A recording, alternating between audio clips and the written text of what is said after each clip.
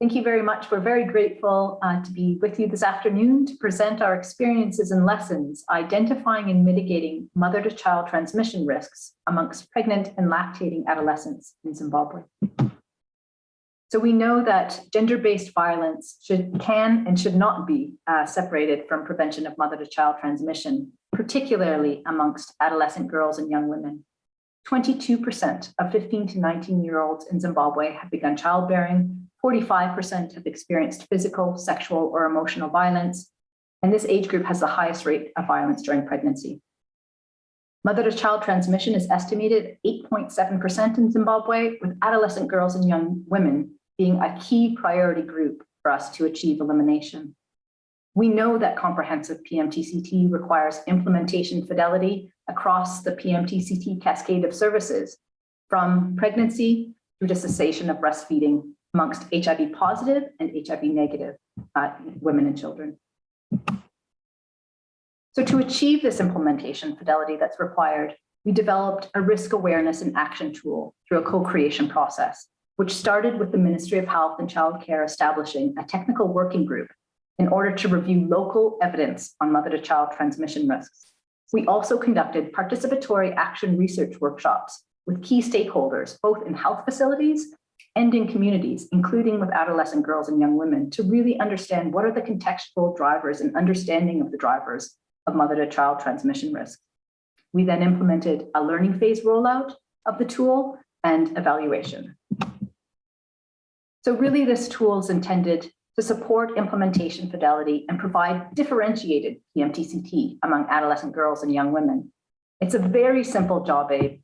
It's in the form of a checklist involving yes or no questions, followed by key messages to increase risk awareness and perception among adolescent girls and young women related to HIV infection risks and mother-to-child transmission risks. And then, of course, documentation of services provided to both HIV positive and HIV negative women based on those risks.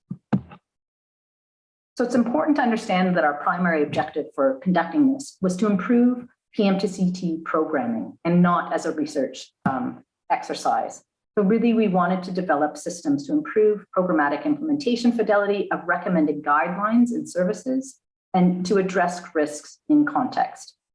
But also, we wanted to explore what are the key risk factors that young women are presenting with in our health facilities during routine care, and to also determine the feasibility and acceptability of the tools by adolescents and by healthcare workers for informing scale-up and adaptation.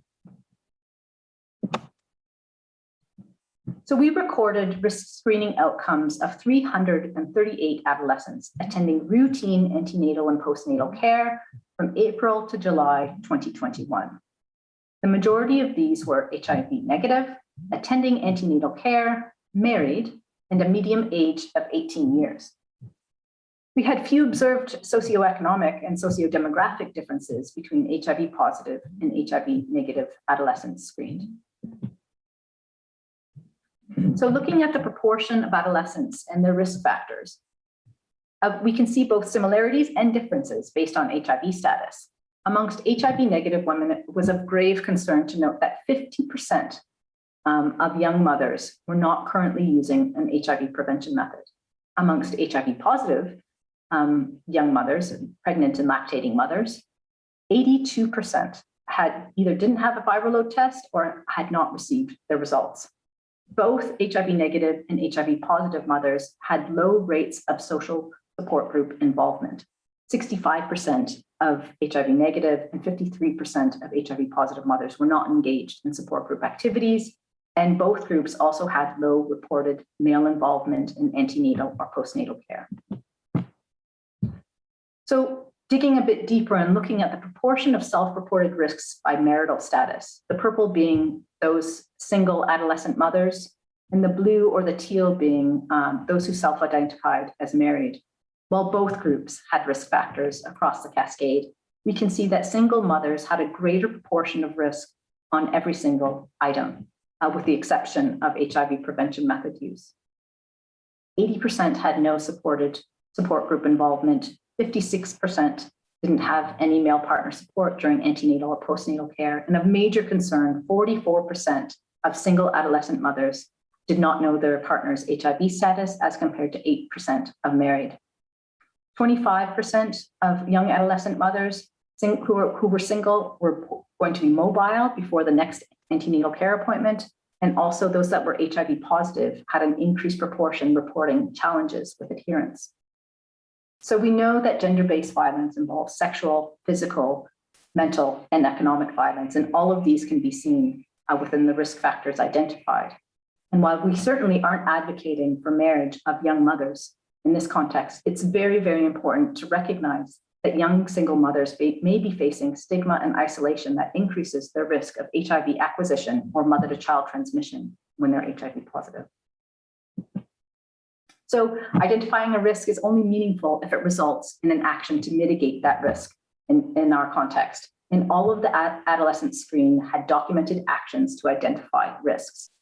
These included counseling that was provided on-site at the time, and also support group referrals to either DREAMS programs, Jeune Dairy Mentor Mothers, or male partner invitations for HIV testing. In addition, documentation of the provision of services required or late, HIV testing, viral load, and HIV prevention methods.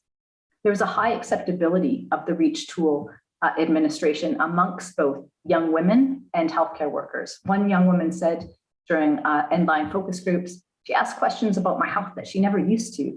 I was happy that she showed concern about my health. And healthcare workers highlighted that the tool strengthened fidelity of both service provision and documentation and improved client flow. So in conclusion, we have identified that pregnant and lactating women face multiple risks, both HIV infection and mother-to-child transmission, which are interrelated with gender-based violence. OFID is currently packaging this model for scale-up in 15 PEPFAR priority districts as part of our contribution to the validation of elimination of mother-to-child transmission in Zimbabwe. Future research is required, however, to demonstrate what is the impact of administering this tool upon social and health outcomes for adolescent girls. Thank you very much for listening today. I look forward to your questions and comments and acknowledging the Ministry of Health and Child Care and UNICEF for their support.